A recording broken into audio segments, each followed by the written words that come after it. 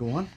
I don't know anything else. And I दोस्तों, movie की शुरुआत में हम एक लड़के को भागते हुए देखते हैं जिसका नाम माइक था। वो असल में किसी से बचकर भाग रहा था और तब हमें पता चलता है कि उसके पीछे कुछ आवारा लड़के पड़े हुए हैं जो कि उसे खूब पीटते हैं और आखिर में उसके पैसे चुराकर भाग जाते हैं। ये असल में एक आवारा लड़कों का गैंग था जिनका रोज का यही काम था कि वो किसी न किसी को लूटें। यहाँ पर हमें ये भी पता चलता है कि वो लोग हर बार माइक को ही परेशान किया करते थे और इसीलिए सभी लड़के एक दिन माइक के पीछे पड़े हुए थे।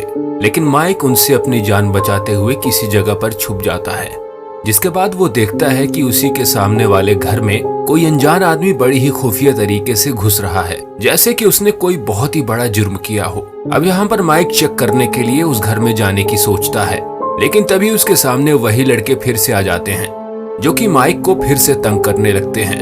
अब देखते ही देखते उस घर में एक बड़ा धमाका हो जाता है जिसकी वजह से पूरे घर में आग लग जाती है और इस वजह से वो लुटेरे लड़के वहां से भाग जाते हैं। उस एक्सप्लोजन के बाद वो आदमी उस घर से बाहर निकलता है जिसे माइक देख लेता है और न चाहते हुए भी उसका पीछा करने लगता है। यहाँ हमें ये भी पता चलता है कि वो आदमी असल में एक कॉन्ट्रैक्ट किलर था जो कि पैसों के लिए लोगों का कत्ल किया करता था। अब माइक यहाँ पर उस आदमी का कई दिनों तक पीछा करने लगता है और उसके खिलाफ सबूत इकट्ठा करने लग जाता है। ऐसे ही कई दिन बीत जाते हैं और एक दिन माइक उस आदमी के घर पर पहुंच जाता है और उस आदमी के खिलाफ इकट्ठा किए हुए सबूत दिखाने लग जाता है, जिसे देखकर वो आदमी बहुत ही ज्यादा डर जाता है और वो तुरंत माइक को अपने घर के अंदर खींच लेता है और उसे बहुत पीटने लग जाता है। यहाँ पर माइक उसे बताता है कि अगर तुमने मुझे मार दिया तो ये वीडियोस कुछ समय में पुलिस के पास पहुंच जाएंगे और फिर तुम्हारा बचना नामुमकिन है। वो किलर डर से भर जाता है और माइक को छोड़ देता है क्योंकि उसे पता चल चुका है कि माइक ज्यादा इंटेलिजेंट है और वो उसे फंसाने की कोशिश कर रहा है। यहाँ पर माइक उस किलर को कहता है कि मैं तुम्हारे बारे में किसी को भी नहीं बताऊंगा, बस तुम मुझे लोगों से लड़ने की ट्रेनिंग दे दो ताकि मैं अपने दुश्मनों से बदला ले सकूं। वो किलर उसकी बात मान जाता है और अगले दिन उसे एक अपार्टमेंट में लेकर जाता है। यहाँ पर उसे एक लड़के को मारने का कॉन्ट्रैक्ट मिला था। इस काम को करने के लिए वो किलर माइक को दे देता है ताकि उसका काम भी हो जाए और उसकी प्रैक्टिस भी हो जाए। उस किलर के कहने के बाद माइक इसके लिए तैयार हो जाता है और वो चुपके से जाकर उस लड़के को बालकनी से धक्का दे देता है, जिसकी वजह से वो लड़का नीचे गिर के मर जाता है। इसके बाद माइक अब ज्यादा कॉन्फिडेंट महसूस कर रहा था और वो किलर माइक से इम्प्रेस हो जाता है और उसे धीरे धीरे करके सब कुछ सिखाने लग जाता है और उसे फाइट ट्रेनिंग और वेपन्स की जानकारी भी देता है। ऐसे ही कई साल बीत जाते हैं और हम एक आदमी को देखते हैं जो कि बाहर से अपने घर में आया हुआ था, लेकिन तभी माइक पीछे से आकर उसके गले में रस्सी डाल देता है और उसे लटका देता है, जिसकी वजह से उस आदमी की वहीं पर मौत हो जाती है। और अब लोगों के बीच में माइक की दहशत थी। असल में ये माइक का स्टाइल था, वो लोगों के मर्डर को एक्सीडेंट की तरह दिखाता था। अब इसके बाद माइक अपने आप को क्लीन करके एक सिगरेट बार की तरफ जाने लगता है जहां पर आज उसके अपने गैंग मेंबर से मुलाकात होने वाली थी। दरअसल माइक एक गैंग का हिस्सा बन चुका है जहां पर कई सीरियल किलर और मर्डरर थे और वो अपने टारगेट को बड़े ही खतरनाक तरीके से पूरा करते थे। उनका लीडर था वही किलर जिसने माइक को ट्रेनिंग दी थी। इन सभी किलर्स को अच्छे खासे पैसे मिला करते थे, जिसकी वजह से ये किसी को भी मौत के घाट उतार दिया करते थे। उस मीटिंग में माइक को अपने आदमी मिल्टन से पता चलता है कि उसे जल्दी ही किसी आदमी को मारना है, जिसके लिए उसे काफी अच्छे पैसे मिलने वाले थे। माइक इस काम को करने के लिए तुरंत मान जाता है और अगले ही दिन अपने स्नाइपर के साथ वो अपने टारगेट को चेज करने में लग जाता है। माइक दूर से अपने टारगेट पर नजर रख रहा था और एक कार को वो आते देख लेता है जिसके टायर पर अपने स्नाइपर से शूट कर देता है। इसकी वजह से वो कार इम्बैलेंस होकर उसके टारगेट की तरफ आती है और उसे कुचल कर रख देती है। माइक अपने टारगेट को बड़े ही शातिर तरीके से मार देता है। इसके बाद वो अपने घर पर आ जाता है और बॉक्सिंग की प्रैक्टिस करने लग जाता है। उसी टाइम उसके साथ ही मिल्टन का फोन आ जाता है और वो कहता है कि अपने पैसे उसके क्लाइंट से जाकर खुद लेकर आए, जिसे सुनकर माइक काफी ज्यादा हैरान हो जाता है, लेकिन फिर भी वो बिना कुछ सोचे समझे क्लाइंट से अपने पैसे लेने के लिए निकल जाता है। रास्ते में आकर माइक अपनी गाड़ी को खड़ा करता है जिसके सामने एक शूटर आ जाता है और उसे मारने लगता है। हालांकि इससे माइक को कोई नुकसान नहीं होता है और वो कार से अपने आप को छुपा लेता है। इसके बाद माइक उस आदमी पर हमला कर देता है जिसने उसको मारने की कोशिश की थी। अभी फाइट के दौरान उस आदमी की मौत हो जाती है। इसके बाद माइक उस आदमी की लाश को ऐसे ठिकाने लगाता है जिसे देखने पर ऐसा लगे कि ये एक्सीडेंट है, कोई मर्डर नहीं। इसके बाद माइक मिल्टन को फोन लगाता है और उस पर हुए हमले के बारे में बताता है, जिसके बदले में मिल्टन उसे काफी नॉर्मल जवाब देता है, जिसकी वजह से माइक का दिमाग खराब हो जाता है और वो वहाँ से अपनी बाइक लेकर निकल जाता है। अगली सुबह माइक की एक्स गर्लफ्रेंड बेथ की दोस्त चार्ली का फोन आता है, जिसमें चार्ली कहती है कि बेथ मर चुकी है। ये सुनकर माइक काफी ज्यादा परेशान हो जाता है।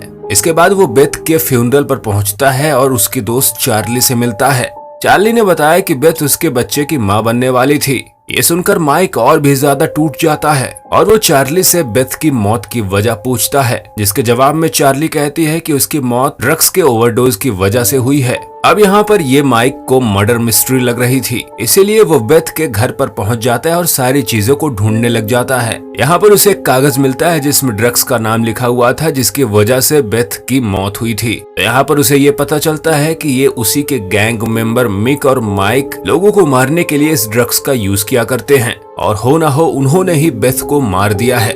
इसके बाद माइक उन दोनों टीम मेंबर्स के पास पहुंच जाता है और इसके बारे में पूछता है, लेकिन वो लोग उसे बताने से इनकार कर देते हैं, जहां पर माइक और उन दोनों के बीच में जोरदार लड़ाई शुरू हो जाती है।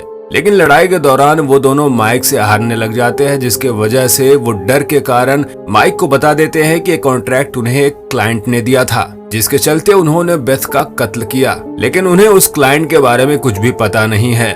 इसके बाद माइक उस क्लाइंट को ढूंढने का फैसला करता है। इसके लिए वो बेथ की दोस्त चार्ली के पास फिर से पूछताछ करने के लिए पहुंच जाता है, लेकिन उसी दौरान माइक का टीम मेंबर क्लाइव वहां पर आ जाता है, जो कि चार्ली को मारने की कोशिश करता है। लेकिन माइक चार्ली को बचाने की बहुत कोशिश करता है और लड़ाई के दौरान क्लाइव की मौत उसी के हथियार से हो जाती है। मरने से पहले माइक उससे उस क्लाइंट का नाम पूछता है जिसने बेथ को मारने का कॉन्ट्रैक्ट दिया था, लेकिन बिना कुछ बताए ही क्लाइव की मौत हो जाती है। इसके बाद माइक का सारा शक मिल्टन पर जाता है और वो सीधा वहां से मिल्टन की तरफ निकल पड़ता है, जहां पर मिल्टन मसाज ले रहा था। मिल्टन के घर पर पहुंचकर माइक उसे टॉर्चर करने लग जाता है और आखिरकार मिल्टन उसे बता देता है कि उसे केंट नाम के एक आदमी ने ये कॉन्ट्रैक्ट दिया था, जिसके लिए उसे काफी ज्यादा पैसे एडवांस में मिल गए थे। अब इसके बाद माइक वहां से केंट को ढूंढने के लिए निकल पड़ता है और उसे केंट मिल भी जाता है, लेकिन केंट उसे कहता है कि उसे इसके बारे में कुछ भी पता नहीं है, बल्कि उसे जिम नाम के एक आदमी ने ये सब करने को कहा था। इसके बाद माइक उसे छोड़ देता है। तभी वहां पर मिक और माइक आ जाते हैं और फायरिंग करने लग जाते हैं, जिसकी वजह से केंट वहीं पर मर जाता है। लेकिन माइक वहां से बचकर भाग निकलता है, लेकिन माइक जाने से पहले मिक और मैक को भी मार देता है। लेकिन तभी उस पर टीम मेंबर्स ने हमला कर दिया और वो टीम मेंबर्स को ही मारने लग गया। यहाँ पर माइक बहुत ही ट्रेंड फाइटर था, जिसकी वजह से उसने एक एक करके अपने सभी साथियों को मौत के घाट उतार दिया और वहां से सीधा वो निकलकर जिम के घर पहुंचने की कोशिश करता है। माइक जब वहां पहुंच जाता है तो अपने एक और टीम मेंबर जेन से मिलता है, जो कि जिम की प्रोटेक्शन कर रही थी। यहाँ पर जेन और माइक के बीच बहुत लड़ाई होती है और अंततः जेन मर जाती है। जेन को मारने के बाद माइक तुरंत जिम के पास पहुंचता है और उससे बेथ को मारने की वजह पूछता है। माइक के पूछने पर जिम ने बताया कि बेथ ने उसके काले कारनामों का पर्दाफाश किया हुआ था। बेथ के पास उसके खिलाफ बहुत सारे रिकॉर्ड्स थे, इसकी वजह से उसने बेथ को मरवाया। ये सुनने के बाद माइक को बहुत ज्यादा गुस्सा आता है और उसने अपनी तलवार से जिम की गर्दन को धड़ से अलग कर दिया। इसकी वजह से जिम वहीं पर मर जाता है। दोस्तों, इसी के साथ ये मूवी यहीं पर खत्म होती है। मूवी की एक्सप्लेनेशन सुनकर आपको कैसा लगा कमेंट बॉक्स में हमें जरूर बताइए। साथ में ये भी बताइए कि आपको और कौन सी मूवीज के एक्सप्लेनेशन चाहिए। चैनल को सब्सक्राइब करके बेल नोटिफिकेशन दबाकर हमारा सपोर्ट करें। जय हिंद।